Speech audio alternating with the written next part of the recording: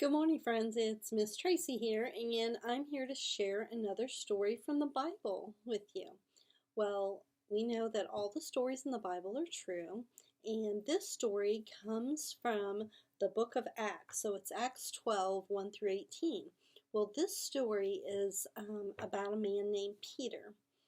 Well, before I tell you the story, I want to say, have you ever felt like bad things are going on and there's nothing you can do about it? You just feel like there's just nothing I can do. All this bad stuff is happening and I'm just stuck. Well, there is something you can do. You can pray. And that's what the story is about. So Peter, he was arrested by this king who just wanted bad things for anybody who shared about Jesus. Well, Peter was sharing about Jesus, so he was arrested. Well, he was arrested and he was thrown into jail, and he was in jail, and they had him handcuffed like with chains, and so he's between two guards. So he has Peter and two guards, and he's chained up.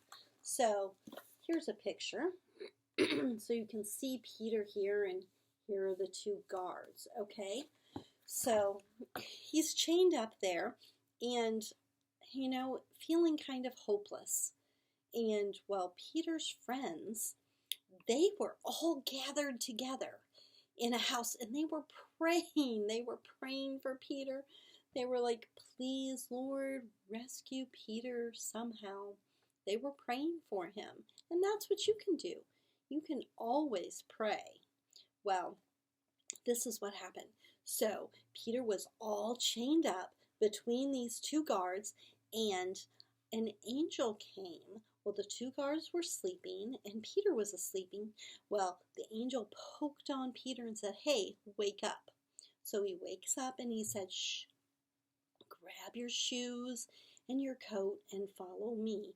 And his chains just fell off. The two guards stayed sleeping, and Peter got up and he followed him. Peter was kind of freaking out. He was thinking, this must be a dream, but it wasn't a dream. So he followed him through the jail, and he got to a big gate, and the gate just opened all by itself. So he just followed the gate and followed the angel out. So the angel goes out into the middle of this town, and then the angel just disappears. And Peter was like, whoa, I just cannot believe that this is happening. He was like really freaking out. So I'll show you a picture here. See, there he is. Well, Peter, he went to his friend's house and he knocked on the gate. And he's like, hey guys, let me in. Well, this girl named Rhoda, she comes to the gate and she opens it up, and she's like, oh, it's Peter. Well, she was so surprised. Instead of opening it up and letting him in, she ran back to tell everybody else, hey, Peter's free. He's here. Well, they were like, I don't believe you. Well, so they all, she just continued, hey, he's there. We gotta, you gotta come see him. So, meanwhile, Peter's standing outside like, hello, aren't you going to let me in? And they all came rushing, and they let him in, and oh my gosh, check it out. Here it is. She's telling the people, and here they are. They were so surprised, and they were so happy that he was free. So God takes care of our friends and us in scary times. He never leaves us alone. He's always with us. So even though Peter was in prison, he was still with Peter. And Peter's friends, even though they were scared, but they prayed, and God was with them. And God can be with you too, okay?